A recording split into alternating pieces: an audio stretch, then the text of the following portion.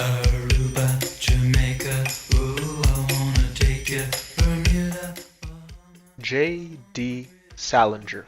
Largo, Montego, baby, why don't we go? Jamaica off the Florida Keys. There's a place called Kokomo. A Perfect Day for Bananafish.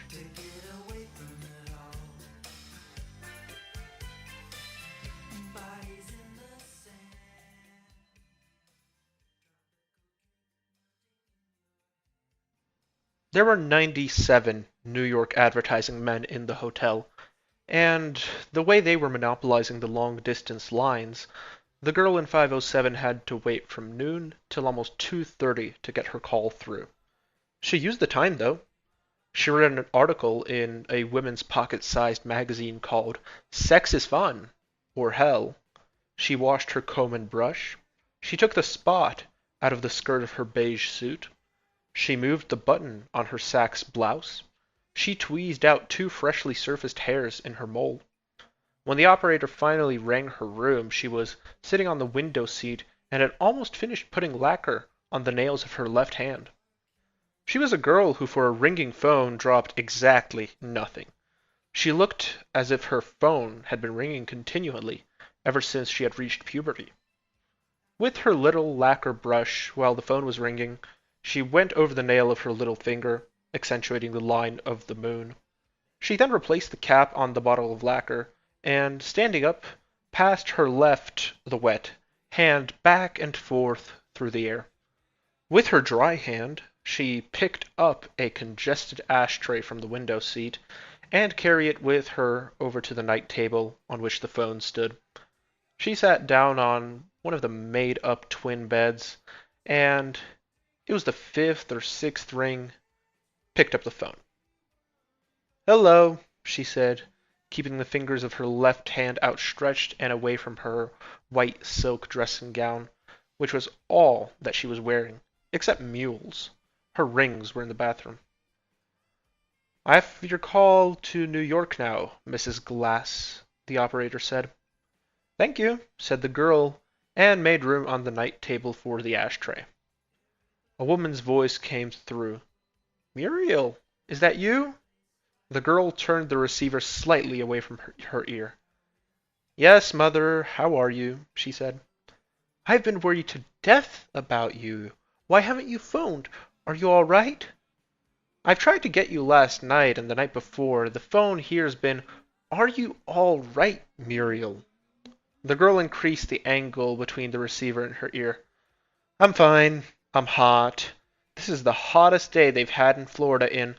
Why haven't you called me? I've been worried to—" "Mother, darling, don't yell at me. I can hear you beautifully," said the girl. "I called you twice last night. Once just after—" "I told your father you'd probably call last night, but no, he had to. Are you all right, Muriel? Tell me the truth." "I'm fine. Stop asking me that, please. When did you get there?" "I don't know. Wednesday morning, early." "Who drove?"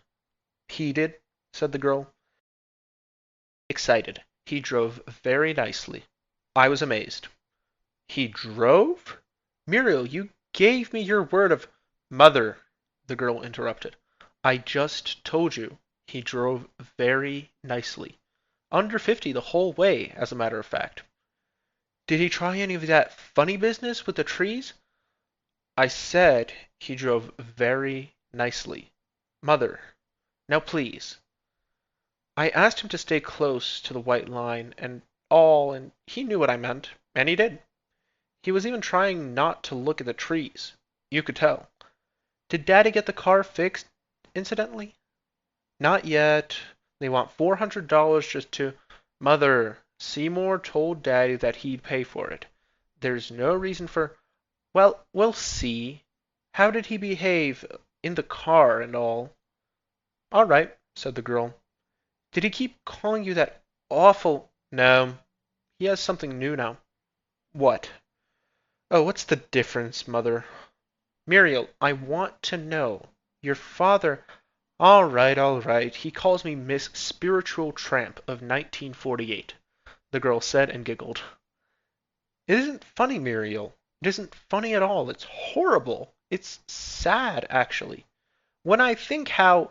Mother, the girl interrupted. Listen to me. You remember that book he sent me from Germany? You know? Those German poems? What did I do with it? I've been racking my... You have it. Are you sure? Said the girl. Certainly. That is, I have it. In Freddie's room. You left it here, and I didn't have room for it in the... Why, does he want it? No, only he asked me about it when we were driving down. He wanted to know if I had read it. It was in German. Yes, dear, that doesn't make any difference, the girl said, crossing her legs. He said that the poems happened to be written by the only great poet of the century. He said that I should have brought a translation or something, or learned the language, if you please. Awful, awful. It's sad, actually, is what it is. Your father said it last night. Just a second, Mother, the girl said. She went over to the window seat for her cigarettes, lit one, and returned to her seat on the bed. Mother, she said, exhaling smoke. Muriel, now listen to me. I'm listening. Your father talked to Dr. Savetsky. Oh? Said the girl. He told him everything. At least, he said he did. You know your father. The trees, that business with the window, those horrible things he said to Granny about her plans for passing away. What he did with all those lovely pictures from Bermuda. Everything. Well, said the girl. Well, in the first place, he said it was a perfect crime that the army released him from the hospital. My word of honor. He very definitely told your father there's a chance, a very great chance, he said, that Seymour may completely lose control of himself. My word of honor. There's a psychiatrist here at the hotel, said the girl. Who? What's his name? I don't know, Reiser or something. He's supposed to be very good. Never heard of him. Well, he's supposed to be very good anyway. Muriel, don't be fresh, please. We're very worried about you. Your father wanted to wire you last night to come home as a matter of... I'm not coming home right now, Mother. So, relax. Muriel, my word of honor, Dr. Savetsky said Seymour may completely lose control. I just got here, Mother. This is the first vacation I've had in years, and I'm not going to just pack everything and come home, said the girl. I couldn't travel now anyway. I'm so sunburned I can hardly move. You're badly sunburned? Didn't you use that jar of bronze I put in your bag? I put it right. I used it. I'm burned anyway. That's terrible. Where are you burned? All over, dear. All over. That's terrible. I'll live. Tell me, did you talk to this psychiatrist? Well, sort of, said the girl. What did he say? Where was Seymour when you talked to him? In the ocean room, playing the piano. He's played the piano both nights we've been here. Well, what did he say? Oh, nothing much. He spoke to me first. I was sitting next to him at bingo last night, and he asked me if that wasn't my husband playing the piano in the other room. I said yes, it was. And he asked me if Seymour's been sick or something. So I said, why'd he ask that? I don't know, Mother. I guess because he's so pale and all, said the girl. Anyway, after bingo, he and his wife asked me if I wouldn't like to join them for a drink. So I did. His wife was horrible. You remember that awful dinner dress we saw in Bonwheat's window? The one you said you'd have to have a tiny... The green? She had it on, and all hips. She kept asking me if Seymour's related to that Suzanne Glass that has that place on Madison Avenue, the millinery. What did he say, though, the doctor? Oh, well, nothing much, really. I mean, we were in the bar and all. It was terribly noisy. Yes, but did you tell him what he tried to do with Granny's chair? No, Mother, I didn't go into details very much, said the girl. I'll probably get a chance to talk to him again. He's in the bar all day long. Did he say he thought there was a chance he might get, funny or anything? Do something to you? Not exactly, said the girl. He had to have more facts, Mother. They have to know about your childhood, all that stuff. I told you we could hardly talk. It was so noisy in there. Well, how's your blue coat? All right. I had some of the padding taken out. How are the clothes this year? Terrible. But out of this world. You'll see sequins, everything, said the girl. How's your room? All right. Just all right, though. We couldn't get the room we had before the war, said the girl. The people are awful this year. You should see what sits next to us in the dining room, at the next table. They look as if they drove down in a truck. Well, it's that way all over. How's your ballerina? It's too long. I told you it was too long. Muriel, I'm only going to ask you once more. Are you really all right? Yes, Mother, said the girl. For the 90th time. And you don't want to come home? No, Mother. Your father said last night that he'd be more than willing to pay for it if you'd go away someplace by yourself and think things over. You could take a lovely cruise. We both thought. No thanks, said the girl, and uncrossed her legs. Mother, this call is costing a fort. When I think how you waited for that boy all through the war, I mean, when you think of all those crazy little wives who. Mother, said the girl, we'd better hang up. Seymour may come in any minute. Where is he? On the beach. On the beach? By himself? Does he behave himself on the beach? Mother, said the girl, you talk about him as though he were a raving maniac. I said nothing of the kind, Muriel. Well, you sound that way. I mean, all he does is lie there. He won't take his bathrobe off. He won't take his bathrobe off? Why not? I don't know. I guess because he's so pale. My goodness, he needs the sun. Can't you make him? You know Seymour, said the girl, and crossed her legs again. He says he doesn't want a lot of fools looking at his tattoo. He doesn't have any tattoo. Did he get one in the army? No, Mother. No, dear, said the girl and stood up. Listen, I'll call you tomorrow. Maybe. Muriel, now listen to me. Yes, Mother, said the girl, putting her weight on her right leg. Call me the instant he does, or says anything at all funny. You know what I mean. Do you hear me? Mother, I'm not afraid of Seymour. Muriel, I want you to promise me. All right, I promise. Goodbye, Mother, said the girl. My love to Daddy. She hung up.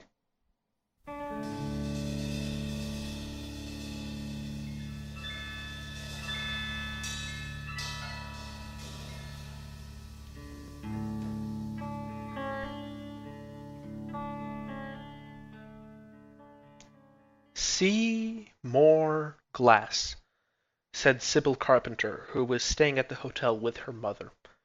Did you see more glass? Pussycat, stop saying that. It's driving Mommy absolutely crazy. Hold still, please.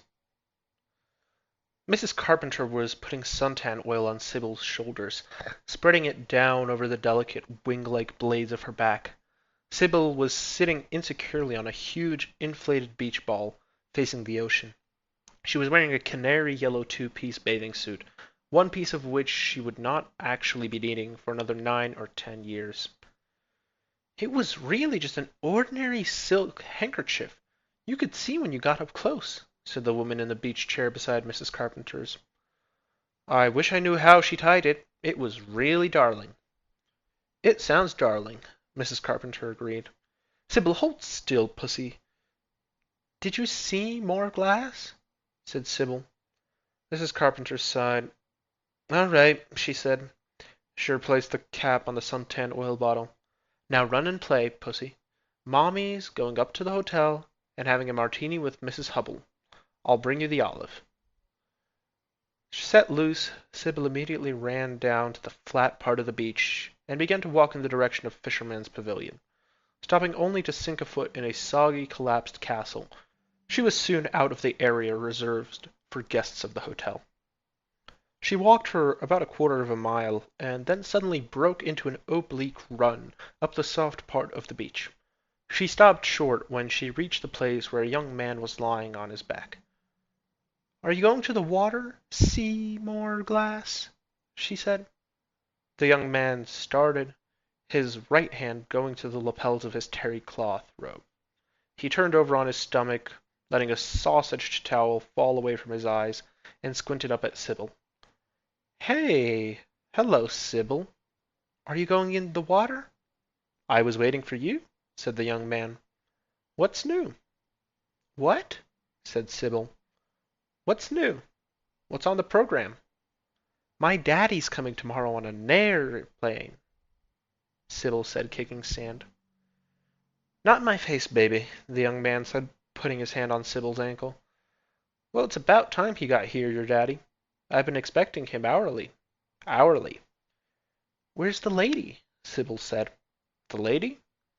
The young man brushed some sand out of his thin hair. "That's hard to say, Sybil. She may be in any of 1,000 places. At the hairdresser's, having her hair dyed mink, or making dolls for poor children in her room." Lying prone now, he made two fists, set one on top of the other, and rested his chin on the top one. "Ask me something else, Sybil," he said. "That's a fine bathing suit you have on. If there's one thing I like, it's a blue bathing suit." Sybil stared at him, then looked down on her protruding stomach. "This is a yellow," she said. "This is a yellow." "It is? Come a little closer." Sybil took a step forward. "You're absolutely right. What a fool I am." "Are you going in the water?" Sybil said. "I'm seriously considering it. I'm giving it plenty of thought, Sybil. You'll be glad to know." Sybil prodded the rubber float that the young man sometimes used as a headrest. "It needs air," she said. "You're right. It needs more air than I'm willing to admit." He took away his fists and let his chin rest on the sand. "Sybil," he said, "you're looking fine. It's good to see you. Tell me about yourself." And took both of Sybil's ankles in his hands. "I'm Capricorn," he said. "What are you?" "Sharon Lipschutz said that you let her sit on the piano seat with you," Sybil said. "Sharon Lipschutz said that?" Sybil nodded vigorously. He let go of her ankles, drew in his hands, and laid the side of his face on his right forearm. "Well," he said, "you know how those things happen, Sybil. Playing, and you were nowhere in sight, and Sharon Lipschutz came over and sat down next to me. I couldn't push her off, could I?" "Yes."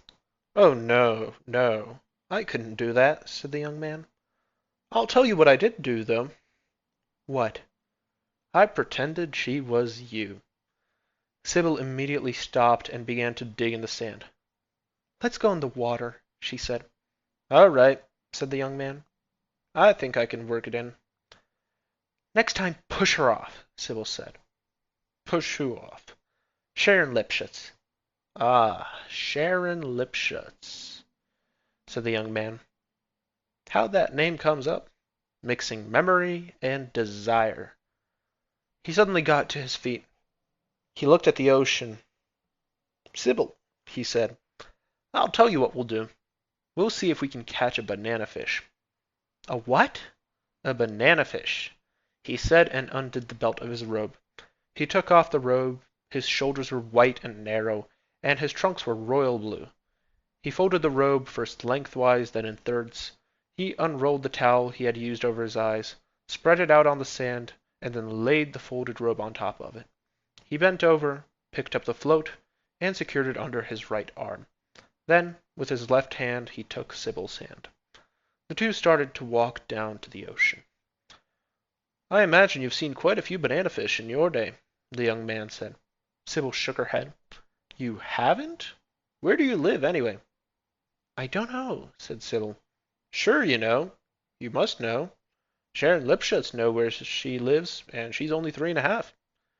Sybil stopped walking and yanked her hand away from him. She picked up an ordinary beach shell and looked at it with elaborate interest. She threw it down. Whirlywood, Connecticut, she said, and resumed walking stomach foremost. Whirlywood, Connecticut, said the young man. Is that anywhere near Whirlywood, Connecticut, by any chance? Sybil looked at him. That's where I live, she said impatiently. I live in Whirlywood, Connecticut.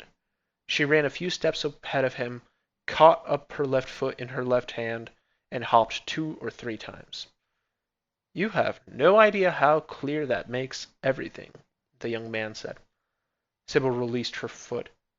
Did you read Little Black Sambo? She said. It's very funny you ask me that, he said. It so happens I just finished reading it last night. He reached down and took back Sybil's hand. What did you think of it?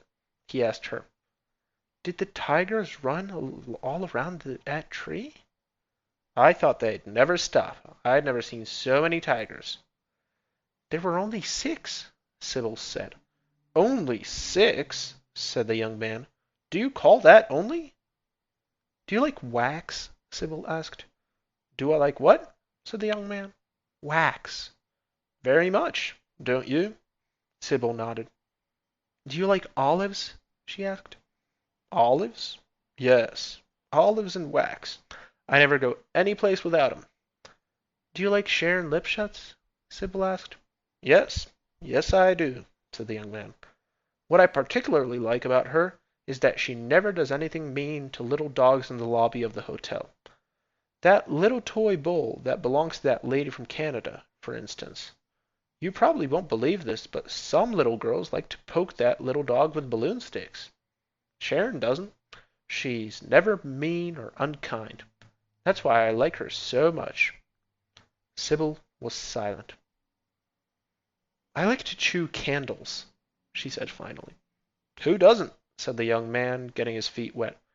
Wow, it's cold. He dropped the rubber float on its back. No, wait just a second, Sybil. Till we get out a little bit. They waded out till the water was up to Sybil's waist. Then the young man picked her up and laid her down on her stomach on the float. Don't you ever wear a bathing cap or anything? He asked. Don't let go, Sybil ordered. You hold me, now. Miss Carpenter, please, I know my business, the young man said. You just keep your eyes open for any banana fish. This is a perfect day for banana fish. I don't see any, Sybil said. That's understandable. Their habits are very peculiar. He kept pushing the float. The water was not quite up to his chest. They lead a very tragic life, he said. You know what they do, Sybil? She shook her head.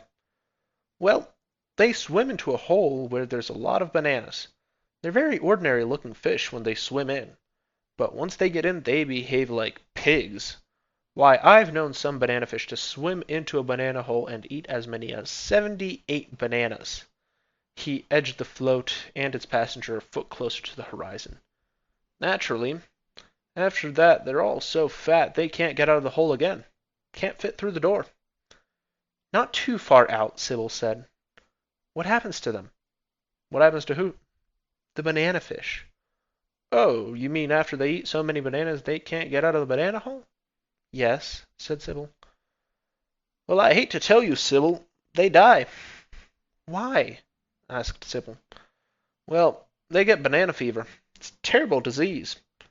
Here comes a wave, Sybil said nervously. We'll ignore it. We'll snub it, said the young man. 2 snobs. He took Sybil's ankles in his hands and pressed down and forward. The float nosed over the top of the wave. The water soaked Sybil's blonde hair, but her scream was full of pleasure. With her hand, when the float was level again, she wiped away a flat, wet band of hair from her eyes, and reported, I just saw one. Saw what, my love? A banana fish. My God, no, said the young man. Did he have any bananas in his mouth? Yes, said Sybil. 6. The young man suddenly picked up one of Sybil's wet feet, which were drooping over the end of the float, and kissed the arch. Hey, said the owner of the foot, turning around. Hey yourself. We're going in now. You had enough. No! Sorry, he said and pushed the float towards the shore until Sybil got off it. He carried it the rest of the way. Goodbye, said Sybil, and ran without regret in the direction of the hotel. The young man put on his robe, closed the lapels tight, and jammed his towel into his pocket.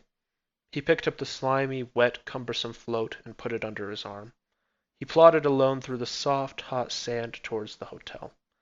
On the sub-main floor of the hotel, which the management directed bathers to use, a woman with zinc salve on her nose got into the elevator with the young man. I see you're looking at my feet, he said to her when the car was in motion. I beg your pardon? Said the woman. I said, I see you're looking at my feet. I beg your pardon, I happen to be looking at the floor, said the woman and faced the doors of the car. If you want to look at my feet, say so, said the young man.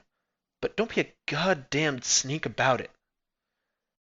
Let me out here, please, the woman said quickly to the girl operating the cart. The car doors opened and the woman got out without looking back. I have 2 normal feet, and I can't see the slightest goddamned reason why anybody should stare at them, said the young man. 5, please. He took his room key out of his robe pocket. He got off at the 5th floor, walked down the hall, and let himself into 507. The room smelled of new calfskin, luggage, and nail lacquer removal. He glanced at the girl lying asleep on one of the twin beds.